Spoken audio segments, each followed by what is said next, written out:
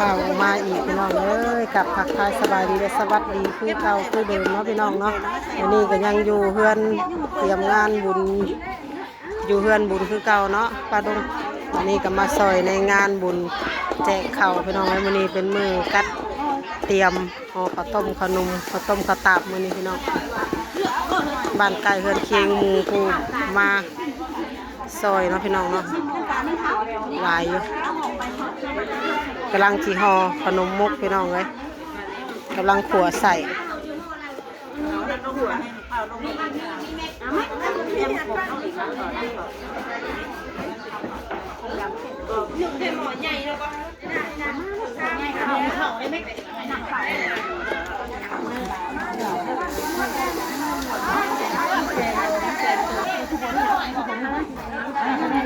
ขูดมะพร้าวพี่น้องคนนี้ก็ป้าเนี่ยปูห่อกับห่อน้ำซอยกันเอามือเฮ้ยใครจะเอาเนี่ย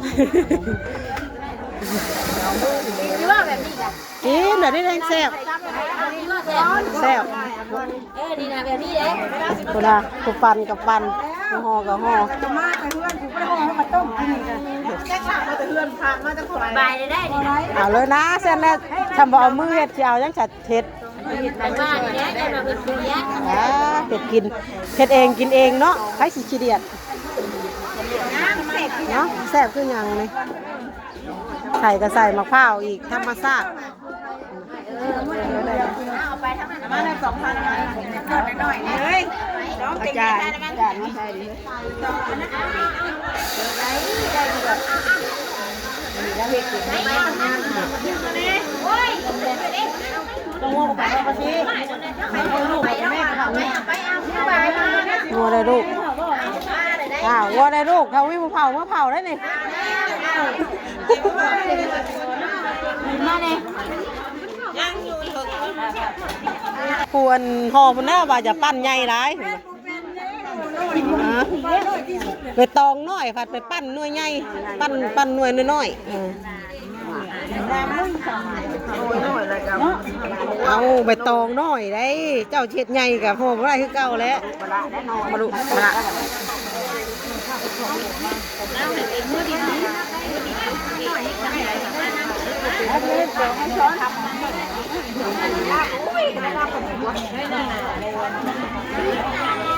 อันนี้ปลาลงก่อนกินได้ขนมแท้นี่บ่ถังโมโอ้เด้อไม่ได้สนใจอย่างปลาลุงเอ้ยน้องบิวตี้นี่ครูบิวตี้มาแค่นี่มาวิวฮะมาพ่อหลายคนทีเดียวเราทางเก่งน้องไม้กับเก่งทางหมูทางตำบางงูกับตำน้ำอุ่นทางครัวมีครัวน้อย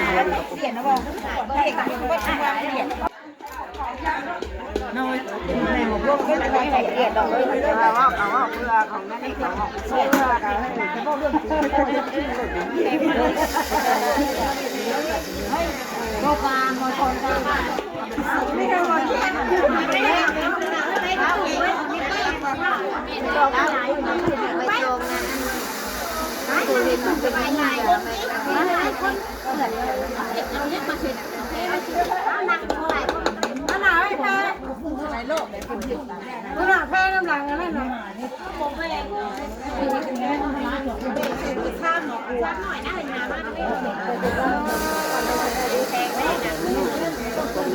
สองหน่อยดิ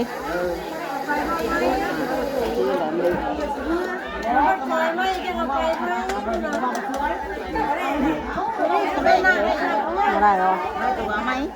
อะไรกับไม้ใช่ตัวแดงต้องเกี่ยวกับอะไรมันได้ได้แบบต้องน้อยคำเข่าเขาคณะยึดบ้างเดือนคำเข่าเขาทำมันบ่ได้เหมือนดูว่าเห็นนะฉันเช็คทำเดี๋ยวดูว่ากำลังมันทำเดี๋ยวดูอะไรเนี่ยอยู่อ่ะอ๋อแค่ได้หมดป่าวชิดไอตัวห่อขนาดห่อป้าไม่ไปเชียวหรือเปล่ามันป้าด่ามัน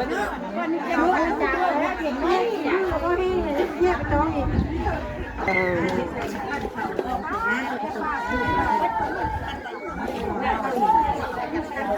ายเด้อนะคะเอาให้สวยปั่นปั่นเน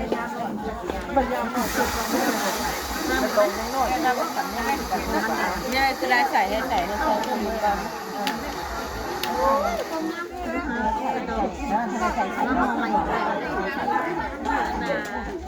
ใส่หน้าขนาดตาเนี่ยมีเขากดพันยังมาช่วงไหน ก็พี่ ไผ่ก็ยากไผ่ช่วง บอกเราพี่ได้เครื่องเลยค่ะแสดงว่าจะบอกเธอมาห้ามเครื่องเลย ว่าหลักมึงเนี่ยมันบ่มีก้นไหมก้นมันมันเรื่องได้ทำนั้นอย่างเราก็บอกว่าเราซื้อได้ ท่วงว่าค่ะเบ้าซื้อกะ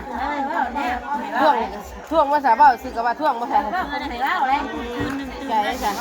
ใส่ได้ปะนะ บักกูเปล่าคอยอีกก็ค่ะ น้องรับป้อมาได้ดิ บักกูนั่นรับได้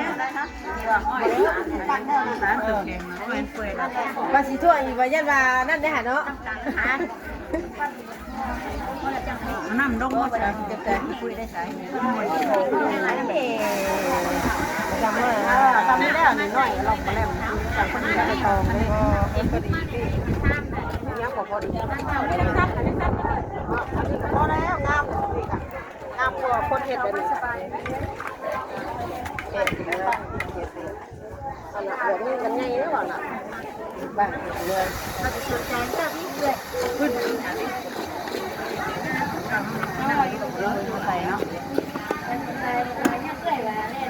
มันไปจูดแต่แรกแบบแข็งเลยแบบก็ขวดน้ำตาลก้อนฉันเอาน้ำอ้อยลงน้ำเปื่อยกันเนาะเร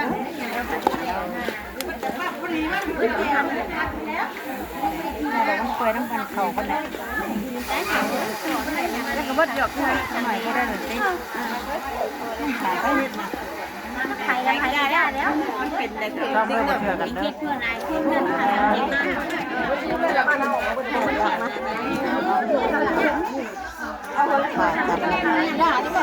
บอกว่ามันหน่อยมาแขนก็คุกอยู่บ้านผมมีน้ำเด้เป็นสูตรน้ำเด้มันแรงไงนี่เนาะกำลังมืดขึ้นน่ะจะเทลงมากับบ่เทกำลังขึ้นวะเฮียแต่จ้าบ้านนักติฮะมันแม่นี่เป็นน้ำตาลบ่แตกดิสูตรในเมียงอ่ะเพลงเธอน่ะไทยเห็นกระท่วมเฉยแล้วหายได้ค่ะมันงามเลยแดงต้องอยู่ดิแดงต้องแข็งคักเลยมันก็ใส่ห่อที่วันนี้สูตรมันจะแกงกอกสูตรมันจะใกล้แล้วจะมาว่าที่ถามดูว่าเฮ็ดเปียงนั่นบ่อ่ะมันนี่จะมาสูตรบ้านเฮากินน้องเบิ่งมันสิแซ่บเลยครับติดใจเลยก็เฮ็ดไหมบัดทั่วมันให้แล้วพวกสูตรได้บ่ให้มันบ่มักแข็งปัจจุบันในเฮ็ดแต่พิษไผ่ก็ว่าในเฮ็ดไทยก็เฮ็ดบ่เป็นดิเม่นความลาวประเทศได้มาท่วงดิไผ่ก็ว่าบ่เป็นไผ่ก็ว่าเด้อนะบ่ได้กี้ไว้สูตรนั่นสูตรเปียงบ่วะแต่วู้เปียงกับน้ำตาลยังอันนี้น้ำอ้อยบ่นี่น่ะอ้อยได้เอาลงก้อนน้ำตาลน้ำรังอะไรมันน้ำบ่เปื้อนเอาไปเฮ็ดมันก็แกงก้ามเด้ลงพร้อมกันเด้จะโชว์ทำได้มั้ยน่ะไม่พี่น้องเฮ้ยบ่เลยเข้าหมอปักไก่มันจะตับหน้าผู้แม่ดิทุกวันนี้บ่บอกอื่นท่านไปตักเลยเว้ยเฮ้ยฉันมันพอสวยมาเลยเด้ออ๋อแย่มากเลยเก็บแหวนยังอย่ามาอย่าก็ปุ้งเอาไป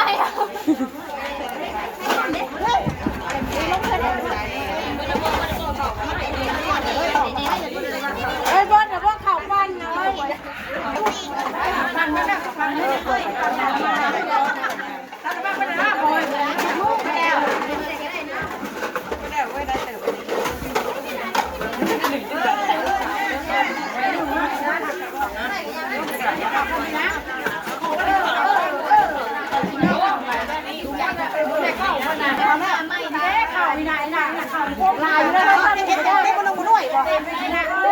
ต็มตำมะฮุงกับโอ้ไต่กินได้แดงต้องอยู่ ยกไม่เฮ้ยเข่านะเฮ้ยจกไม่ทั้งนั้น ตำมะฮุงแกงน้ำไม้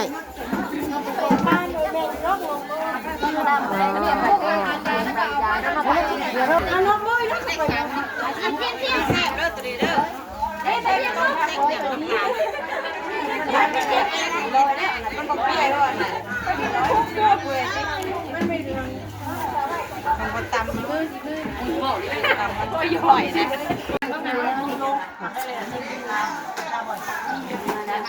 มากเท่าไรเลยนะมากหมักข้าวหมักข้าวหมักหมักนี่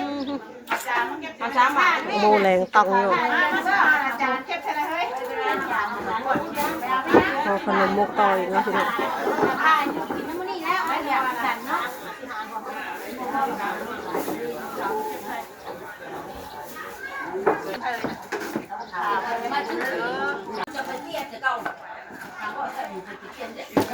มาต่อเนาะบันกินหมูหวานหวานน้อยหมู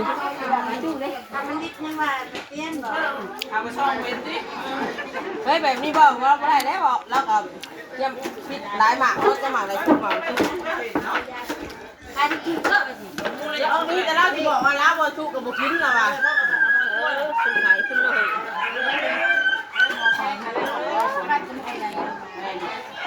ใส่เหย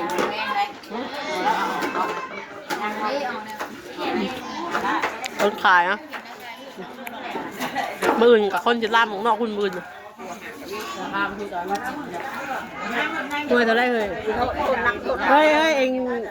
งชื่อนั่งกับพาวแบบนี้ละจะเอาปะเขาจำพาวชื่อหน่วยใหญ่รถพาวได้หน่วยน้อยมันแน่นเนาะชื่อหน่วยใหญ่บาสิกินแซ่บมันนะเขากินพาวใช่นึงแม่ฉันตัดให้นึงนักบวชเช้าหาเสร็จมาแบบเดี๋ยวไปบวชเสร็จมันได้หาลาบมันยังว่าเช้าหาผู้แทนคนอยู่ว่าจะเอาไปเองชิ้นนี้นะบ้างโผล่แล้วเป็นเขาแม่ชงเขาแล้วตัดเสร็จได้ได้ติดตามจัง เมียเราไม่ตายได้ เขาเรียกคนเลยมีบ้านเอาไปไปแค่ไม่ได้ก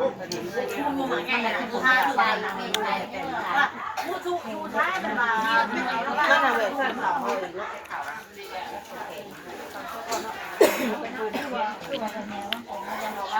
จะได้ผลไม่ลงไม่ราคาแล้วก็หนักไปหนูขาผมก็เป็นสีถุงละเนี่ยเอามือถือไม่ใช่กระหนักเลยมาห่อติ เคยห่อแล้วความสุกเหมือนยังเดี๋ยวเราถ้ากระโปงโค้งเลยจะฉาดเปียกย่างเหนียวฉาดไม่ได้กินเนาะ อ๋อหนึ่งนะว่าหนึ่งได้กับอ๋อหมอนั่นหนึ่งละนี่สุดที่สอง จำแนกซึ่งเราไม่ต้องรู้ว่าเอ้าใครเราเก็บเนาะเก็บเมียนเนี่ยเอาสิ่งหน่อย เฮ้ยเราคือผมเมื่อเฮือนก่อนนะเมื่อเฮือนเนี่ยว่าเขาอันยุติเมื่อหอนเฮือนอยู่บ่กินเมื่อกับก้อยได้กินได้หอนอยู่แล้วว่าเนาะ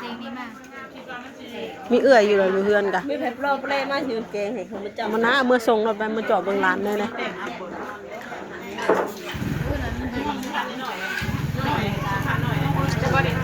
ซับอันหน่อยเลยโตมันสั่นเลยซับอันหน่อยไม่ไม่อยากมีแต่แป้งผลน้ำเลยได้ว่าเขาเห็ดเป็นตัวใหญ่เลยกับปู ซอยกันคนเด็กคนหน่อยกันแล้วเนาะหลายคน เพิ่นบอกจับมาท่าอย่างเดียวนะ นั่นแหละมันจะเอากินเลยเมื่อได้มัน ห้ากินแป้งมันไทยเลยพระ ไว้กินนะแม่อยากกะ เส้นนิดหน่อยเนี่ย ช้ำนี่ได้พอดีใส่บาทได้ใส่บาทใส่บาท เอิ้นใส่ปาก สั่นเลย ใส่ปากมันถึงว่าใส่บาทเพิ่งมาใส่ปาก ไปตองหน่อยเลยเขาเห็นหน่อยก็เหมาะแม่ตองหน่อยเฮ้ย แป้งแป้งเออพริกลายลายตายเลย แป้งของเราอ่ะ เฮ้ยอันนี้บ่ได้มีแป้งน้ำนะว่ามีแต่ข้าวล้วนนะว่า ของเราอ่ะเรา เมนอยู่เขาบ่ได้มีแป้งผสมเนาะมีแต่ข้าวปั้นเอาข้าวเหนียวล้วนเลย จะปวด นี่ก็มาห่อได้หลายเติบไปเนาะพี่น้องเนาะ เรียกเต๋อว่าที่ไหนตายายแกกินอยู่อ่ะ เขางามเลยดิดูเขาหล่อมเดียว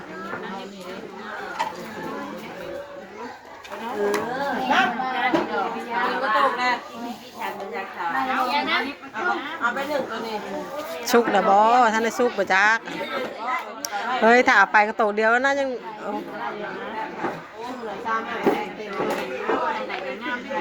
หนึ่งหม้อเดียวแล้ววะเฮ้ย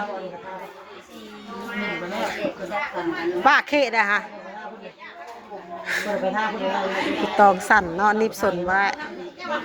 ตัวใดนิบสนได้ก็งามเลยเนาะกระมูกระมอยอยู่ ก็เห็ดเป็นว่า ผู้สาวเพิ่นเฮงของงามเนาะ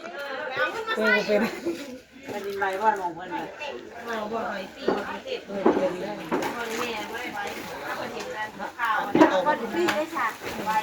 เรียบร้อยเนาะพี่น้องเนาะบัดนี้เนาะ เอาไปหนึ่งไปคลิปนี้ก็ประมาณเท่านี้กันเด้อน้ำประเด็นละเนี่ยน้องขอตัวลาไปแล้วเดี๋ยวพบกันในคลิปต่อไปเนาะคลิปนี้ก็ขอกล่าวคำว่าสบายดีทุกคนเด้อเนาะ